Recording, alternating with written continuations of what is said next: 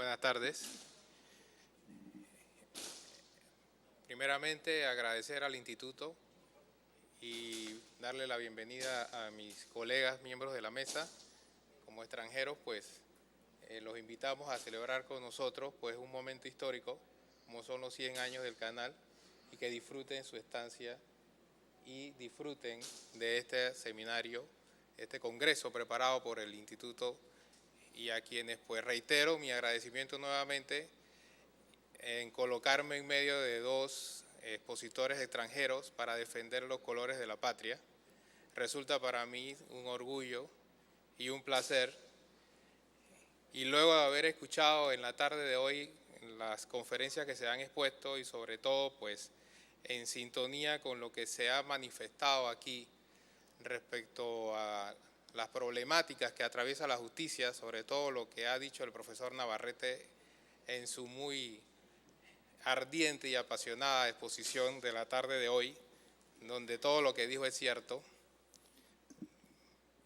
pues a mí solamente me toca reafirmar esa posición, pero ya en un tema más específico, que es la problemática actual en la ejecución de las medidas cautelares en Panamá. Desde que el Código Judicial actual, antes de haber sufrido reforma,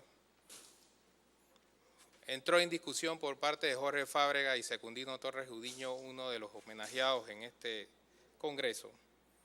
Muchas fueron las preguntas que se lanzaron de en qué iban a estar basadas estas reformas y qué era lo que se buscaba. Transformar el estado del proceso panameño, influenciado básicamente por las corrientes de nuestros colegas del sur y de la madre patria, pero sin dejar de lado la influencia americana del derecho anglosajón, que había incidido durante muchos años con su presencia no muy grata en nuestro país. Teniendo como base y como experiencia ya lo que se había vivido con la Ley Octava Marítima y todo lo que se había planteado en materia de medidas cautelares, los codificadores de la época decidieron entrar en aspectos importantes de las medidas cautelares. Pero para eso había que solucionar un problema muy importante, que era la conformación de los tribunales y cómo era la aplicación de las medidas cautelares por parte de los tribunales en ese momento y la manera de corregirlas. Nosotros hemos querido enmarcarlos el tema principalmente en esos pequeños desajustes que se dan en la aplicación de las medidas cautelares en materia tribunalicia. La experiencia vivida durante nuestros años en el sistema judicial nos indicaban que la ejecución de medidas cautelares en Panamá pasan por un problema muy serio que nace desde mucho antes de su implementación en el nuevo código y tiene que ver con la forma cultural en cómo nosotros abordamos ese tema. El codificador estableció que las medidas cautelares, la más básica y elemental como lo es el secuestro, debía adoptarse de una manera rápida y sencilla, sin necesidad de ningún tipo de requisitos. Este solo enunciado nos está diciendo cómo debemos de proceder ante la premura de una medida cautelar. Sin embargo, los obstáculos que se encuentran tanto en los tribunales como en el mismo desarrollo de la medida en sí crean deficiencias en su aplicación que se traducen en una mala ejecución de la medida cautelar. Pasando por encima de lo que es la apariencia del buen derecho y lo que es el peligro en la mora que van insertos dentro de toda medida cautelar, todas las características que la componen, como la provisionalidad, la mutabilidad, la instrumentabilidad, hacen que el judicial sea la base necesaria para su aplicación.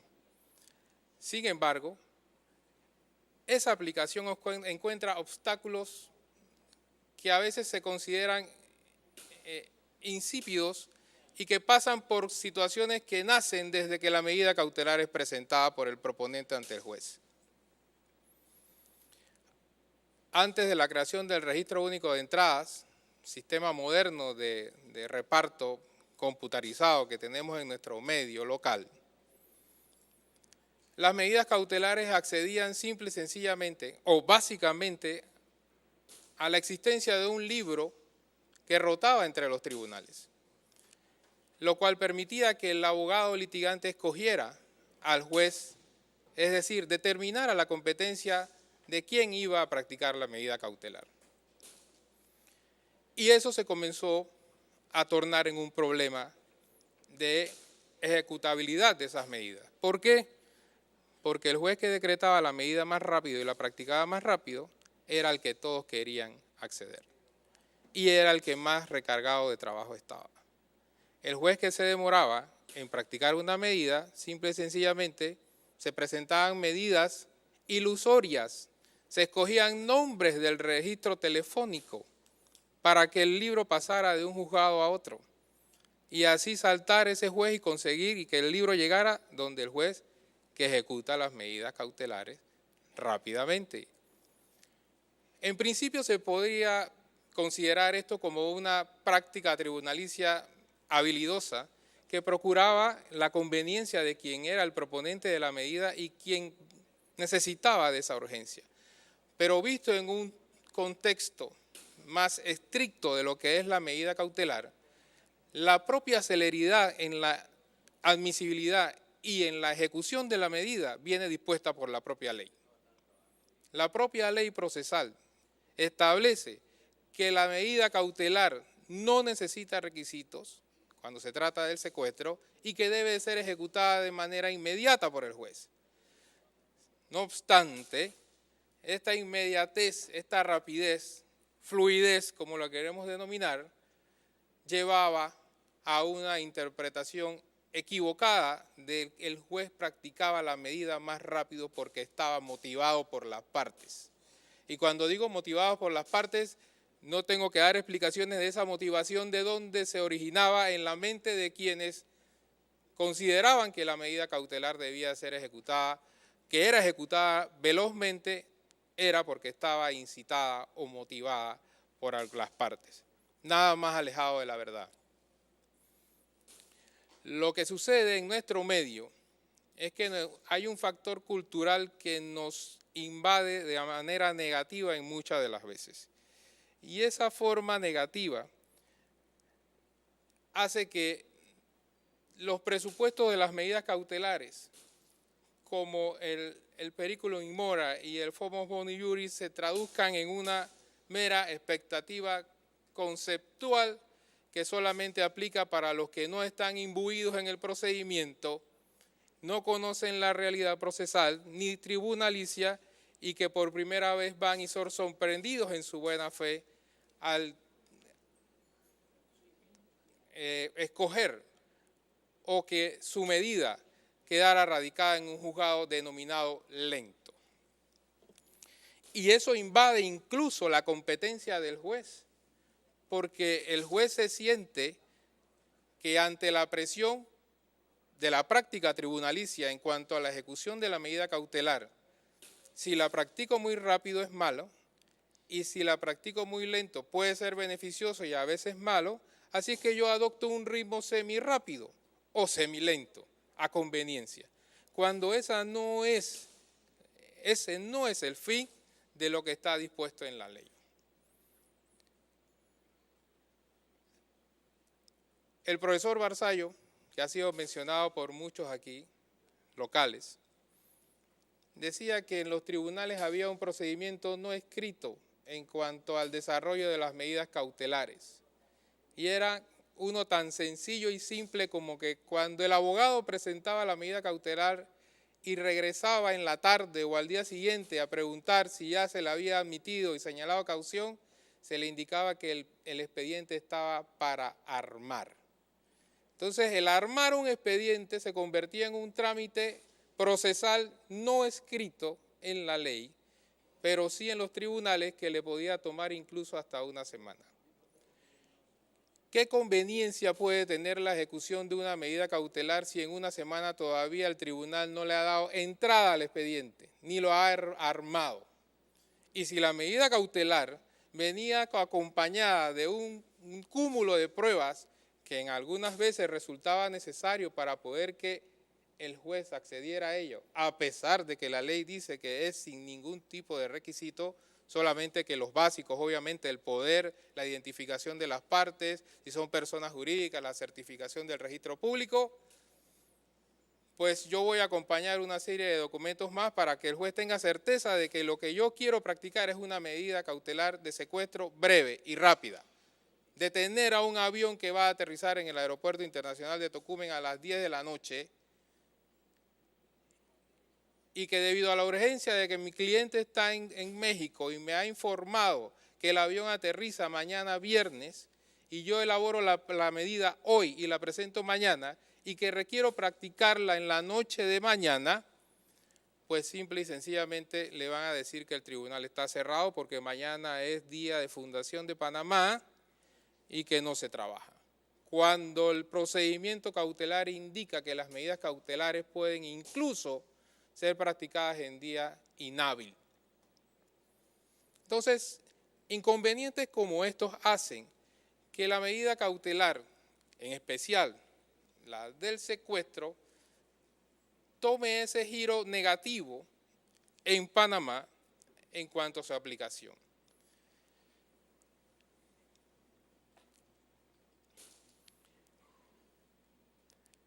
Cuando nos referimos al secuestro, siempre decimos es la medida cautelar por antonomasia que permite que todo el mundo tenga acceso a ella de manera rápida e inmediata. Puede demorar su ejecución en un tribunal dependiendo de cuáles son las circunstancias en las cuales está envuelta esa medida cautelar.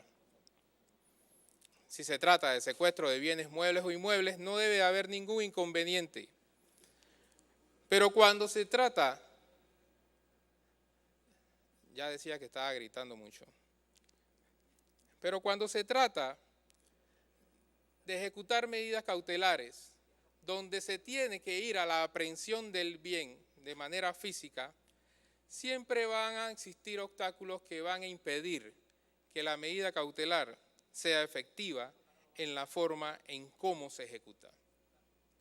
Y uno de esos obstáculos que nosotros hemos identificado y que siempre procuramos salvar cuando ejercíamos la judicatura, era un tema básico y fundamental. Cuando les mencionaba aquí que el codificador de la época incluyó temas del derecho anglosajón, me refería a la figura del alguacil ejecutor.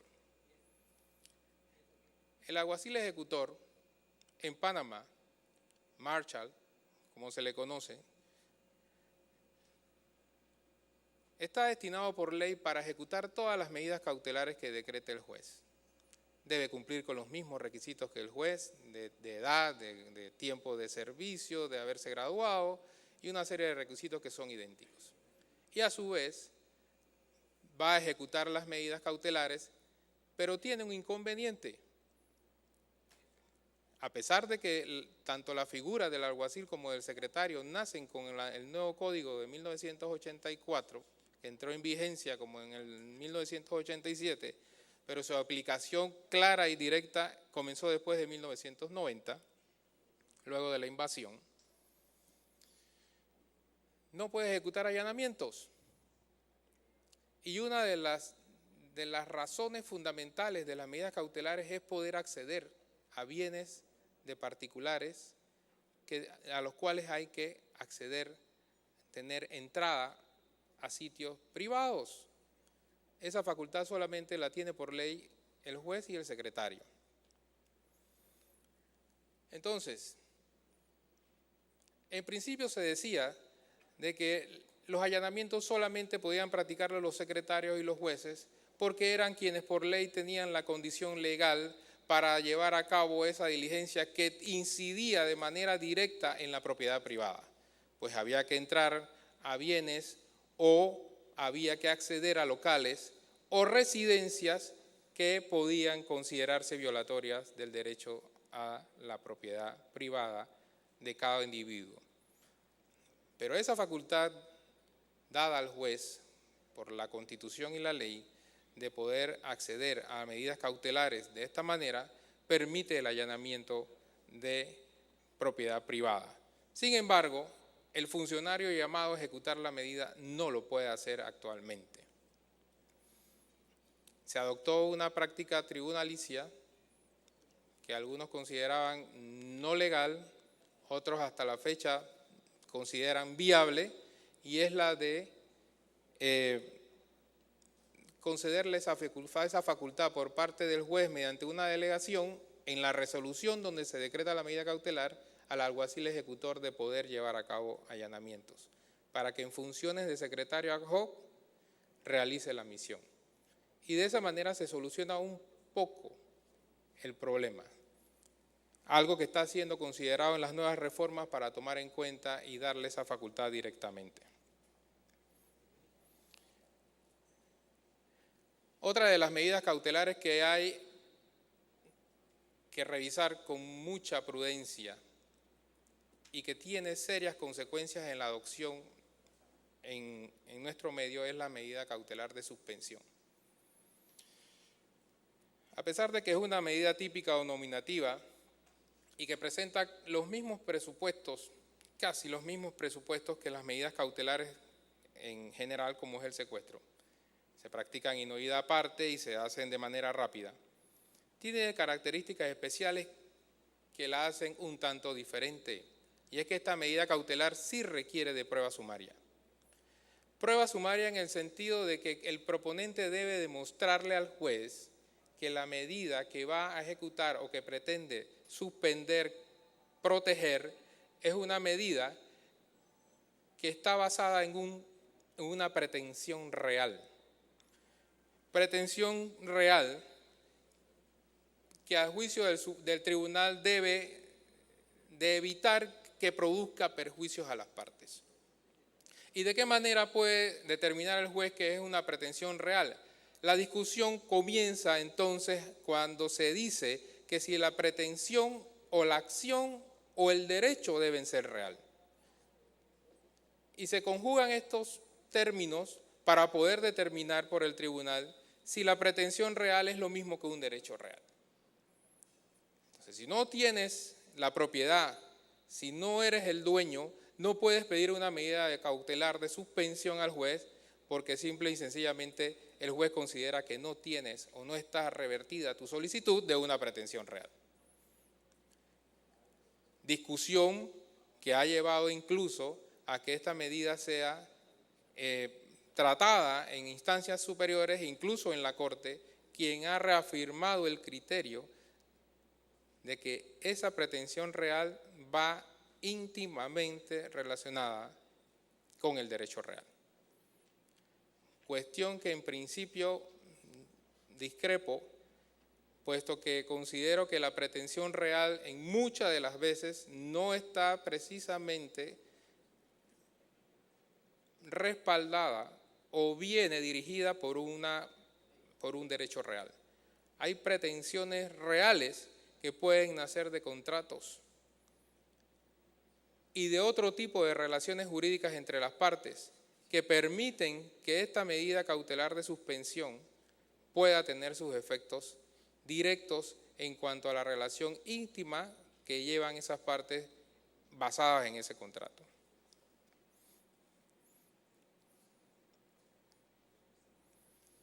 Y llegamos aquí al tema de la medida cautelar ignominada de no muy grata recordación para algunos, que es la medida conservatoria o de protección en general. Yo pongo en mi exposición inexplicable porque créanme que la medida cautelar ignominada, conservatoria o de protección en general, desde el momento en que fue insertada en el Código Judicial por el legislador, buscaba precisamente la protección de la ley a quien se sintiera afectado en determinado momento por una situación no regulada o no listada en un código o en una ley para lograr esa protección de parte del juez. O esa conservación de un Estado de Derecho entre las partes para evitar causar perjuicios. Y que no era o no podía ser variada hasta que se emitiera la sentencia sobre el fondo del tema controvertido. Algunos la atribuyen al mal uso, otros al acceso casi que irrestricto de la medida cautelar, a pesar de que la ley establece requisitos para su adopción, porque fue derogada, como ustedes saben, el año pasado, en marzo del 2013. Y lo más triste de esta derogatoria de la medida conservatoria de protección en general es que no hay exposición de motivos. Está de más a ustedes decirle que en la Asamblea de Diputados nuestra pues legislaba de una manera tan especial que solamente requerían pues de un simple anuncio o un requerimiento directo de no sé quién para derogar una medida cautelar innominada como esta que tanto provecho brindaba al derecho. Hemos dado muchos pasos en retroceso al derogar esta medida conservatoria. La propia medida establecía sus límites y establecía los controles para que el juez pudiese regularla. Entonces mal podría hablarse del abuso de la medida, además de que era regulada con los medios y recursos que establece la ley. Para eso servía el Tribunal de Apelaciones, para eso servía la Corte que iba incluso en casación. Ya el Pleno de la Corte Suprema de Justicia en el año 92, reiterado en el año 95 y en el año 97, había dicho que esta medida cautelar innominada no violaba la Constitución ni el debido proceso legal. Sin embargo, nuestros diputados en un momento de, no sé cómo denominarlo, decidieron derogarla, sin exponer las razones del porqué. Y ahora estamos sin esa medida. Más perjuicios que beneficios ha traído su derogatoria. Ya para terminar, cuando uno se para aquí el tiempo se va más rápido que cuando está sentado. Hay un tema que quiero dejarle en expectativas a todos porque de repente es conocido, en otras no. El Código de Comercio, que data hace ya de 2 siglos, sin modificación alguna, por cierto, contiene normas y dentro de su articulado medidas innominadas, así como la Ley 32 sobre sociedades anónimas, que permiten la suspensión o su ejecución de un acto sin tener ningún tipo de regulación parecida a la que se establece en el Código de Procedimiento Civil panameño en cuanto a medidas cautelares. Y una de ellas es el artículo 1030 del Código de Comercio,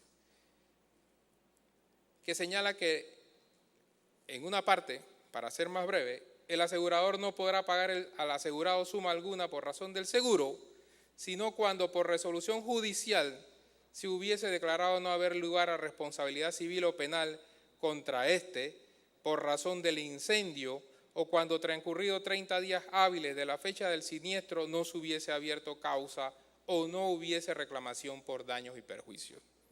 ¿Qué significa esto, señores? Que este artículo 1030 tiene características que lo hacen muy especial. No exige caución de daños y perjuicios, solamente se considera que el afectado con un incendio es quien puede proponer al juez la medida. Tiene un plazo fatal de 30 días desde el momento en que ocurrió el siniestro hasta para poder proponer la medida, son 30 días. Solo la puede invocar el tercero afectado por el siniestro. Y aquí entonces nos encontramos con circunstancias especiales y que ahora mismo están incidiendo de una manera negativa en cuanto a la ejecución de la materia de la medida cautelar, en nuestro medio. ¿Por qué? Por múltiples factores. El primero es desde el origen del incendio. La situación de los incendios en Panamá es muy particular y incide de manera directa en cómo se provoca el incendio y quién es el beneficiario con ese incendio. Nuestra zona libre, que es la que está más sometida a este tipo de flagelos, sufre permanentemente de este hecho y las compañías de seguro y los asegurados se ven afectados con esta situación. ¿Y quién es por lo general quien propone la medida de aseguramiento? No es el tercero afectado, es el que inició el incendio y perjudica a todos los asegurados, aseguradores e incluso a acreedores hipotecarios de esas fianzas de seguro. Entonces, no debemos descartar la posibilidad de que estas medidas de control, de medidas cautelares, cuando devienen o se originan en un incendio, sean utilizadas de una manera indiscriminada por las partes, porque los perjuicios que provocan son más que los beneficios que originan, incluso a los afectados con el incendio. Como no tengo más tiempo y quería profundizar en el tema, les dejo las interrogantes para cuando, si las tienen, con mucho gusto. Gracias a todos por la atención.